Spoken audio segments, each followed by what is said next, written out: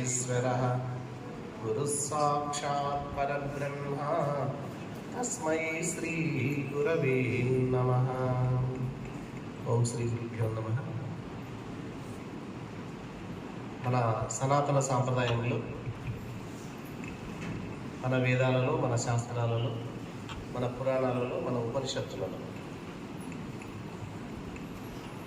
మాతృదేవో భవ, పితృదేవో భవ, ఆచార్య దేవో భవ, అతిథి దేవో భవ అంటే మొట్టమొదటిగా అమ్మకు, తదుపరి నాన్నగారికి, తర్వాత ఆచార్యుల వారికి అంటే గురువులకు విలువనిచ్చింది మన సాంప్రదాయం. అలాంటి ఉపాధ్యాయుల యొక్క దినోత్సవం ఈరోజు. మన దేశంలో ఎంతోమంది మహాత్ములు జన్మించారు. వివిధ రంగాల్లో వివిధ రకాలుగా సేవలు చేసి వెళ్ళిపోయారు. ఒక ఉపాధ్యాయ వృత్తిలో ఉంటూ దేశానికి ఎనలేని సేవలు అందించి ఉపాధ్యాయ వృత్తికే ఒక మంచి వన్నెను తెచ్చినటువంటి, గౌరవాన్ని తెచ్చినటువంటి వారు డాక్టర్ సర్వేపల్లి రాధాకృష్ణన్ గారు. అందుకే ఆయన జన్మదినాన్ని పురస్కరించుకొని ఉపాధ్యాయ దినోత్సవాన్ని ఒక జాతీయ పండుగగా దేశమంతా నిర్వహించుకుంటున్నాం. అందులో భాగంగా ఈరోజు మన పాఠశాలలో ఈ కార్యక్రమాన్ని మీ సమక్షంలో, అంటే ఈ కార్యక్రమాన్ని అంతా చేస్తున్నది మీరే, మీ ఆధ్వర్యంలో నడుపుకుంటున్నందుకు చాలా ఆనందంగా ఉంది. వేదిక మీద కూర్చున్నటువంటి ఉపాధ్యాయులందరికీ కూడా నా హృదయపూర్వక శుభాకాంక్షలు తెలియజేస్తున్నారు. మరి ఎంతో ప్రేమతో, అభిమానంతో ఈ గురు పూజోత్సవం, ఈ ఉపాధ్యాయ దినోత్సవాన్ని నిర్వహిస్తున్నటువంటి చిన్నారులైన మీకు అందరికీ నా హృదయపూర్వక శుభాశీస్సులు తెలియజేస్తున్నాను. బ్రహ్మ సృష్టికర్త, శ్రీ మహావిష్ణువు పరిపాలకుడు, శివుడు లయకారకుడు. అంటే సృష్టి, స్థితి, లయ, ఈ మూడు కార్యక్రమాలు నిర్వహించేది ఒకే ఒక భగవంతుడే. అయితే ఆ పని స్వభావాన్ని బట్టి సృష్టి చేసేటప్పుడు బ్రహ్మగా, స్థితి చేసేటప్పుడు స్థితికారుడు విష్ణువుగా, లయం చేసినప్పుడు లయకారకుడు శివుడిగా పిలవడం జరుగుతుంది. మరి ఆ బ్రహ్మకు, ఆ విష్ణువుకు, ఆ మహేశ్వరుని కూడా మూలం ఒక గురువు ఉన్నారు. అందుకే గురు సాక్షాత్ పరబ్రహ్మ తస్మై శ్రీ గురవే నమః. గురువు అంటే ఎవరో కాదట, ఈ ముగ్గురికి మూలంలో ఉన్నటువంటి ఆ సాక్షాత్ పరబ్రహ్మ, పరమాత్మ ఎవరు ఉన్నారో ఆ పరమాత్మ యొక్క స్థానమే గురుస్థానం. అంత గొప్ప స్థానం గురువుది. మరి ఈరోజు కాదు, అనాది కాలం, ఎప్పటి నుంచో, అంటే ఈ భూమి ఎప్పుడు పుట్టిందో, ఈ సృష్టి ఎప్పుడు ఆవిర్భవించిందో అప్పటి నుంచి గురువు అనేటటువంటి పరంపర ఇప్పటికీ కొనసాగుతూనే ఉన్నది. అయితే ఈ గురువుల్లో కూడా చాలా రకాలు ఉన్నారు. ఆధ్యాత్మిక తత్వాన్ని బోధించేటటువంటి గురువులు ఆధ్యాత్మిక గురువులు అయితే అన్ని విషయాలను పాఠశాలల్లో విద్యార్థులకు తెలియజేసేటటువంటి జ్ఞాన ప్రదాతలు ఉపాధ్యాయులంతా. మరి ఈ వృత్తి చాలా పవిత్రమైనటువంటిది. ఎన్నో వృత్తులు ఉండవచ్చు, ఎవరికి అంత విలువ ఉండదు, ఉంటుంది తాత్కాలికంగా. కానీ అందరి హృదయాల్లో చిరస్థాయిగా, సుస్థిరంగా స్థానం సంపాదించుకునే వృత్తి ఏదైనా ఉంది అంటే అది ఒక ఉపాధ్యాయ వృత్తి, గురు పదవి మాత్రమే. అందుకే మరి గురువును మనం తప్పనిసరిగా గౌరవించాలి.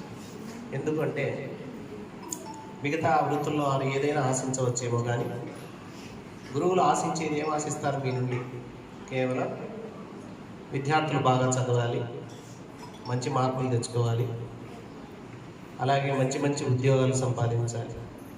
మంచి ఉద్యోగాలు సంపాదించుకున్న తర్వాత ఎప్పుడైనా మాకు ఎదురు పడితే, ఏం చేస్తున్నారమ్మా అని మేము మిమ్మల్ని అడిగితే, మాస్టరు పలాని ఉద్యోగం చేస్తున్నాం, పలాని రంగంలో ఉన్నాం, ఇంత ఎత్తుకు ఎదిగాము అంటే ఆనందపడేది ఎవరు? గురువులు. తల్లి తండ్రి తర్వాత మీ భవిష్యత్తును చూసి సంతోషించేటటువంటి వ్యక్తి ఎవరు అంటే గురువు గారి. కాబట్టి మీ నుంచి మేమేం కోరడం లేదు, మీ ఎదుగుదలే మాకు మీరు ఇచ్చేటటువంటి గురుదక్షిణ. గురుదక్షిణ అంటే గుర్తొస్తుంది, పూర్వకాలంలో సాక్షాత్ పరమాత్మే ద్వాపర యుగంలో శ్రీకృష్ణుడిగా అవతారం ఎత్తాడు, శ్రీకృష్ణుడిగా జన్మించాడు. మరి శ్రీకృష్ణుడిగా జన్మించిన తర్వాత ఆయనకు తెలియవా? అన్ని విషయాలు తెలుసు. ఆయన సర్వజ్ఞుడు, సర్వం తెలిసినవాడు అయినప్పటికీ తను కూడా ఒక గురువుని ఎన్నుకోవాలి కాబట్టి, ఆయన కూడా గురుకుల వాసం చేయాలి కాబట్టి సాందీపమని అనేటటువంటి ఒక మహర్షిని గురువుగా ఎంచుకున్నాడు. ఆయన దగ్గర విద్యాభ్యాసానికి వెళ్ళాడు. శ్రీకృష్ణుడు అన్న బలరాముడు ఇద్దరి నుంచి ఆశ్రమవాసం. పూర్వకాలంలో పాఠశాలలు అంటే ఇలా ఉండేవి కాదు, గురుకులములు. ఆ రోజు వాళ్ళు ఎక్కడో ఊరిలో ఉండరు, నగరాల్లో ఉండరు, రాజధానిలో ఉండరు, అడవులలో జనులకు దూరంగా ఉన్న ప్రశాంతమైనటువంటి వాతావరణంలో అన్ని వస్తువులు ఉన్నటువంటి నిర్జన ప్రదేశంలో కుటీరాలతో నిర్మించినటువంటి ఆశ్రమాలు ఆనాడు మన భారతదేశంలో చాలా ఉండేవి. రాజు కొడుకైనా మంత్రి కొడుకైనా ఎవరైనా సరే ఆ గురుకులానికి వెళ్ళాల్సిందే, ఆ గురువు దగ్గర సేవ చేయాల్సిందే, గురువు చెప్పినట్లు వినాల్సిందే, గురువు దగ్గర విద్యాభ్యాసం చేయాల్సిందే. అక్కడ ఎటువంటి భేదాలు ఉండవు. నేను రాజకుమారుణ్ణి కదా, నేను మంత్రి కుమారుణ్ణి కదా, నాకు ప్రత్యేకమైనటువంటి విలువ ఇవ్వాలి అంటే ఇవ్వరు. గురువులు అందరినీ సమానంగా చూసేవాళ్ళు శిష్యులు ఆ రోజు. అలా గురుకుల వాసం చేసి విద్యను అభ్యసించి విద్యాభ్యాసం పూర్తయిన తర్వాత ఆ గురువు గారికి ఎంతో దక్షిణ ఇచ్చి, వారి శక్తి మేరకు ఎంత ఉంటే ఎంత, ఆ శక్తి మేరకు దక్షిణ ఇచ్చి ఆ తర్వాత ఇంటికి వచ్చేవారు. అలాగా బలరాముడు శ్రీకృష్ణుడు కూడా ఆ సాందీపని గురుకుల ఆశ్రమం నందు విద్యార్థులుగా చేరి విద్యను అభ్యసించారు. విద్యను అభ్యసించిన తర్వాత విద్యాభ్యాసం పూర్తయిన తర్వాత తిరిగి ఇక వెళ్ళాలి అనుకున్నారు. అప్పుడు గురువు గారి యొక్క అనుమతి తీసుకోవాలి. వెళ్ళారు, గురువు గారికి పాద నమస్కారం చేసి గురువుగారు మా విద్యాభ్యాసం పూర్తయింది, మీరు అనుమతిస్తే మేము ఇంటికి వెళ్ళిపోతామన్నారు. పక్కనే గురువు యొక్క భార్య ఉంది, ఆమెకు నమస్కారం చేశారు అమ్మవారికి. చేసిన తర్వాత గురువు గారి భార్య అన్నదట, స్వామి శ్రీకృష్ణుడు గొప్పవాడు కదా, శ్రీకృష్ణుడు మన దగ్గర శిష్యుడిగా చేరినా కూడా చిన్నప్పుడు ఆయన చేసినటువంటి మహా అద్భుతమైనటువంటి లీలలు మనం విన్నాం. చిన్న వయసులో, పాలు తాగే వయసులో ఒక పెద్ద రాక్షసుని, పూతన అనే రాక్షసుని సంహరించాడట. తర్వాత చాలామంది రాక్షసులని, వృత్రాసురుణ్ణి, శకటాసురుణ్ణి, ఇలా ఎంతోమందిని సంహారం చేశాడు. అలాగే 7 రోజులు ఎడతెరిపి లేకోకుండా జడివాన కురిస్తే ఆ గోవులను, ఆ గోపాలకులను అందరినీ తన చిటికెన వేలు మీద ఆ గోవర్ధన పర్వతాన్ని ఎత్తి ఆ పర్వతం మీద దాచిపెట్టి ఆ వర్షపు బారి నుండి తప్పించాడు. అలాగే కాళీయుడు అనేటటువంటి మహాసర్పం అక్కడ ఉన్నటువంటి కాళిందీ నదిలో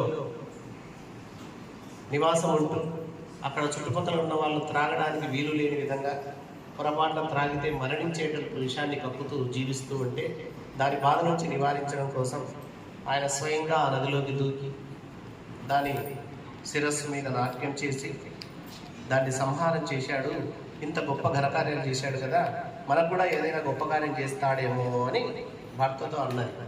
అప్పుడు ఆ స్వామి సాందీపుడు అన్నాడంట, మనకేం కోరిక ఉంది, అంత కోరిక, మనకు సంతానం లేదు, ఒకే ఒక కొడుకు పుట్టినాడు, ఆ కొడుకు కూడా మరణించాడే, మరి కొడుకును తిరిగి బతికేమని అడుగుదామని అన్నట్టు ఆశ. ఎవరికైనా ఉంటుంది కదా ఆశ. అదంతా వింటున్నారు, కృష్ణుడు వింటున్నాడు. కానీ గురువు నోటి ద్వారా రావాలి కదా. అప్పుడు మళ్ళీ కృష్ణుడు జోక్యం చేసుకొని, గురుదేవా ఎటువంటి సందేహాలు లేకుండా, ఎటువంటి సంశయం లేకుండా మీ మనసులో ఏదైనా గురుదక్షిణ అడగాలంటే అడగండి, నేను ఇస్తాను అన్నాడు.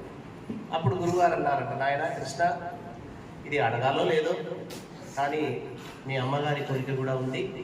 నా కుమారుడు గతంలో చనిపోయాడు, మరి ఆ కుమారుడిని తెచ్చి ఇవ్వగలవా? ఇదే నువ్వు గురుదక్షిణ ఇవ్వాలనుకుంటే ఇవ్వు అన్నాడు. వెంటనే కృష్ణుడు ఆలస్యం చేయలేదు, అన్న బలరాముడిని తీసుకున్నాడు, వెతుకుంటా వెళ్ళాడు, ఎక్కడున్నాడు, చనిపోయినాడు. అలా ఆ పిల్లవాడిని ఒక రాక్షసుడు తీసుకెళ్ళి సముద్రంలో దాచిపెట్టాడు. వెళ్తూ వెళ్తూ సముద్ర గర్భంలోకి వెళ్ళాడు కృష్ణ పరమాత్మ. వెళ్ళిన తర్వాత అక్కడ కూడా లేడు.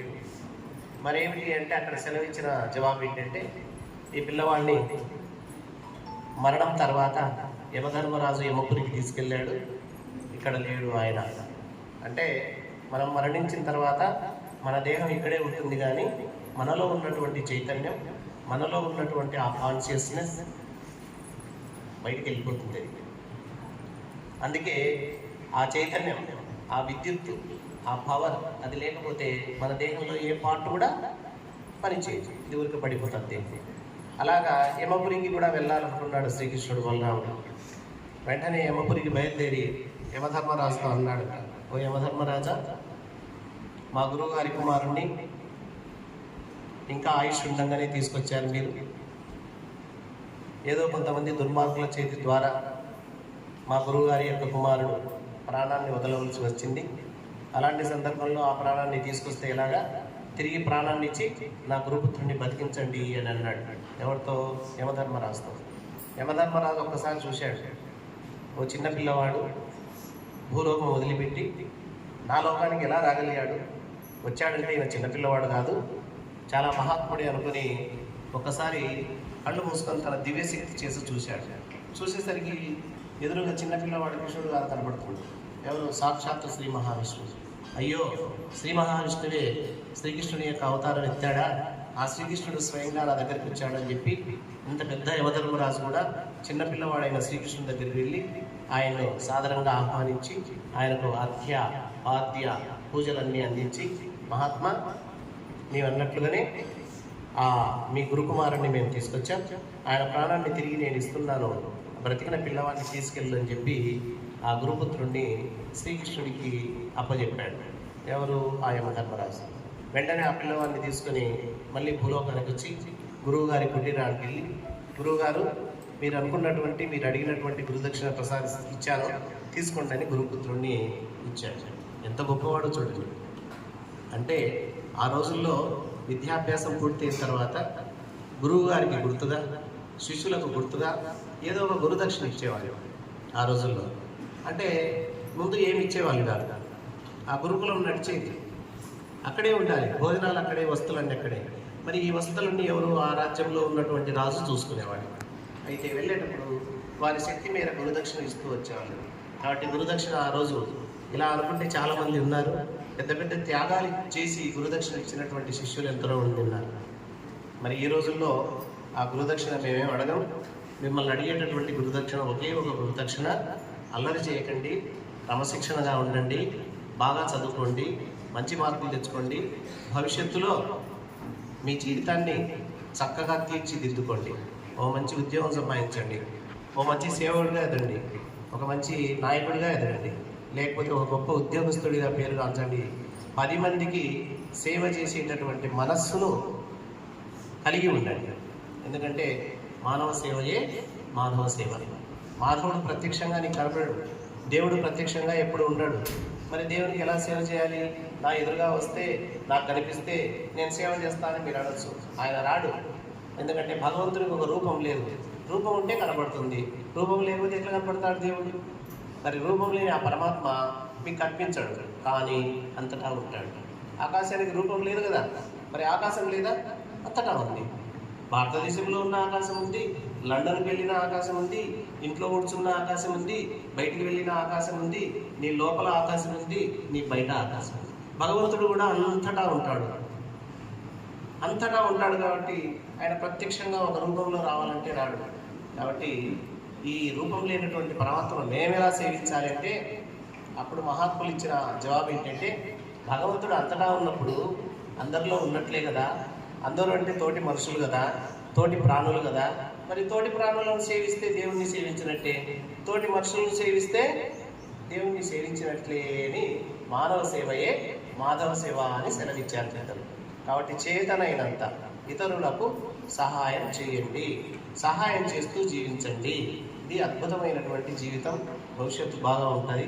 కాబట్టి ఈ గురు పూజోత్సవ సందర్భంగా, ఈ ఉపాధ్యాయ దినోత్సవ సందర్భంగా మీరంతా మంచి శిష్యులు కావాలని, భవిష్యత్తులో గొప్ప పౌరులుగా ఎదగాలని, మీ యొక్క జీవితం పూల బాటలో పయనించాలని మనస్ఫూర్తిగా కోరుకుంటూ ఈ అవకాశం ఇచ్చినటువంటి ప్రధానోపాధ్యాయుల వారికి, నా సోదర సోదరీమణులకు హృదయపూర్వకమైనటువంటి ధన్యవాదాలు తెలియజేస్తూ విరమించుకుంటున్నాను. అందరికీ నమస్కారం. జై హింద్, జై భారత్. మరొకసారి గురు పూజోత్సవ శుభాకాంక్షలు. మీకందరికీ శుభాకాంక్షలు. నమస్కారం.